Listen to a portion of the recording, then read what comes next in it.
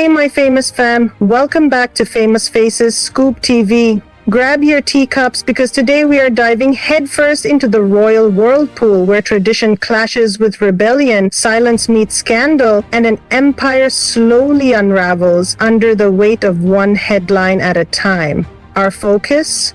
The ever-polarizing Duchess of Sussex, Meghan Markle, and the string of emotional earthquakes she allegedly left behind in the palace halls. Now, we know the official reports say Queen Elizabeth II died of old age peacefully at Balmoral Castle, but some critics, including the ever-outspoken Megyn Kelly, aren't buying that the cause was so simple. Drop something off. All of a sudden, you dropped off this gift basket with ice creams, homemade strawberry sauce to put on top of the ice cream, just to see if that helps lighten my load. She killed the Queen, Kelly declared in a podcast with Dave Portnoy, shocking even the most jaded royal watchers. While Kelly may have said it for dramatic flair, many believe the storm Meghan brought to Buckingham's doorstep took a toll that words like old age just can't capture. Let's take a closer look at how this Hollywood outsider waltzed into the most rigid institution in the world, tossed the royal playbook into the fire, and some say left the Queen emotionally gutted in her final chapter. Let's rewind. Meghan didn't fall in love with a librarian or a small-town teacher. She married Prince Harry, a son of Diana, grandson of the Queen, and the living embodiment of centuries of British tradition. In a barrel with all that self-help talk, he was no match for her. So as we unpack like an onion some of the things I'm interested in, I actually like the royal family. I think it's cool. So that's another thing. She killed the Queen. She did kill the Queen. In my opinion. I agree with you. I can't have someone marry into the royal family and then be like, woe is me, of all these attention or whatever you're getting from being. No kidding. It's the royal family. I can't believe I'm not. And let's not pretend she didn't know what she was signing up for. This wasn't some accidental encounter in a Whole Foods parking lot. No, this was intentional. The wedding was global, the crown's welcome was warm, and the Queen, known for her stern reserve, reportedly went out of her way to extend warmth and guidance to the newcomer. It's making me emotional. I have full body chills right now. For them to be able to look back and go, oh my gosh, she has loved us so much. She's an American member of the British royal family, an entrepreneur, author, actor, founder of the lifestyle brand As Ever that just sold out of stock completely in the first hour of its recent launch into the world. She's also a mom to her two beautiful kids, Prince Archie and Princess Lilibet, and wife to husband Prince Harry, Duke of Sussex. But it wasn't long before the new modern Duchess became the royal family's biggest liability. What started with whispers about her diva behavior turned into full-blown resignation letters from royal staff, many of them young women reportedly driven to tears. The palace had seen scandals before, but this was a new beast, one dressed in designer coats, carrying feminist slogans while allegedly bulldozing female aides behind the scenes. And the Queen? She stayed silent, dignified. But don't mistake that silence for blindness. She saw it all. Every leak, every Oprah quote, every podcast bombshell.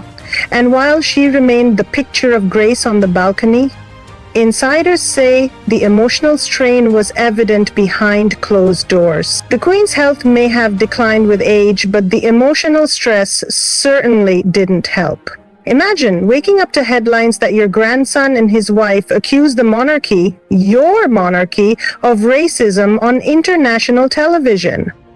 Imagine being labeled as outdated, cold, and oppressive by the very people you once welcomed into your sanctuary. Meghan and Harry's Oprah interview wasn't just an airing of grievances. It was an explosion that rattled the very foundation of the crown. The Queen, already facing the death of her beloved Philip and a global pandemic, now had to manage the fallout of Megxit, a term now forever etched into pop culture. Yet again, Meghan didn't just leave the firm, she turned it into her PR punching bag.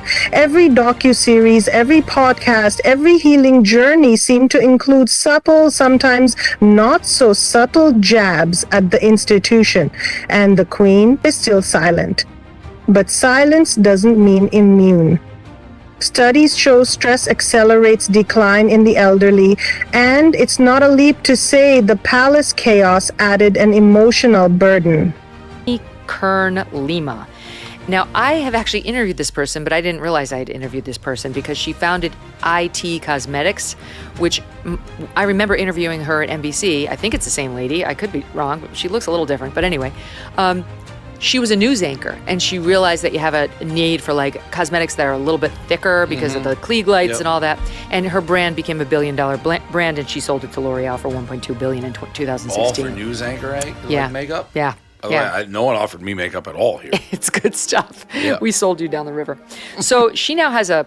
Meghan may not have physically harmed her grandmother-in-law, but spiritually and emotionally, let's just say her reign ended with more sorrow than celebration. Then there's Harry.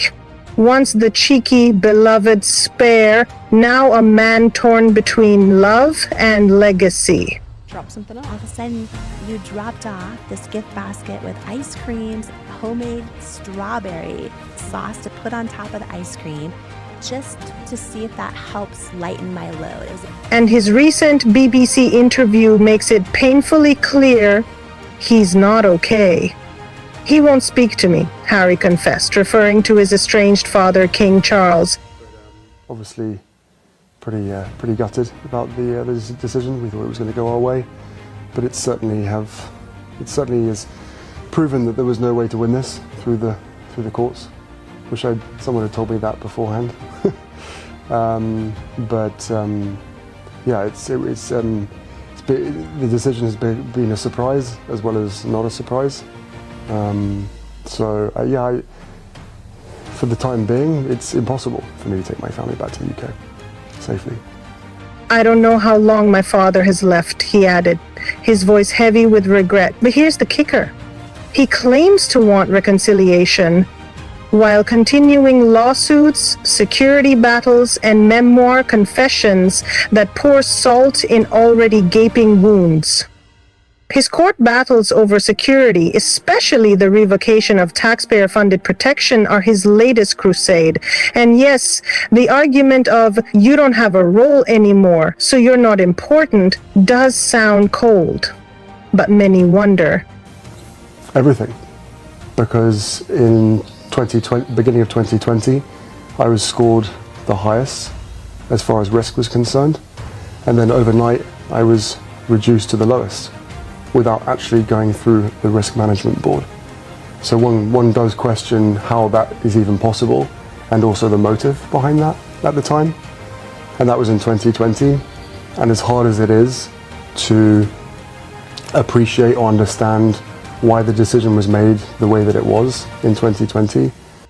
How much of this heartbreak is self-inflicted? Harry wanted out, and he got out. But he also wanted to rewrite the narrative.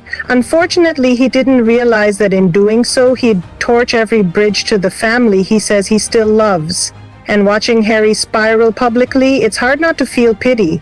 He doesn't look free, he looks lost. The sparkle has dimmed, the charm is dulled, and the Queen? She lived long enough to see her once jovial grandson become a talking point on late-night television. Meanwhile, Meghan continues her journey of reinvention, rebranding, revenue generation, call it what you will, from her as-ever lifestyle brand to her guest appearances on wellness podcasts. Meghan is still very much in the spotlight, despite claiming she craves privacy. The latest drama? A hamper gifted to a friend that featured the title HRH, the Duchess of Sussex. A harmless detail? Not so much. because Meghan and Harry agreed with the Queen herself that they would not use HRH after stepping down. Yet here we are, promotional materials bearing the very title she supposedly surrendered.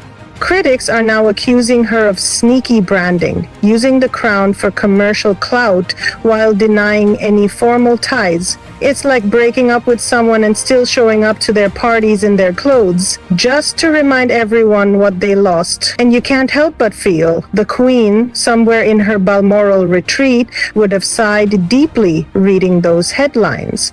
Because even in death, her legacy is tangled in Meghan's marketing strategy. And what does that say about the current state of the monarchy?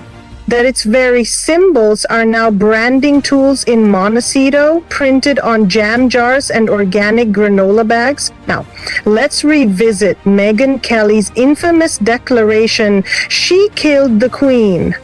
Outrageous? Absolutely. But metaphorically, it echoes what many royal watchers feel but are too polite to say aloud. That Meghan's reign of drama wore down a woman already stretched thin. And while the cause of death may say old age, it doesn't tell the full story. It doesn't list the late-night emergency meetings, the PR firestorms, the quiet heartbreak of watching your own family go to war in front of the entire world. And that's the real tragedy here. Queen Elizabeth didn't just die as the longest reigning monarch. She died as the matriarch of a family falling apart. A family that had always weathered scandal with stiff upper lips and quiet resolve. Until Meghan came in with her microphones, cameras, and a seemingly endless desire to narrate her victimhood. She may say she didn't intend harm. She may argue that she was misunderstood. But in the end, the damage is done. The Queen is gone. The family is fractured. And Meghan, she's still talking.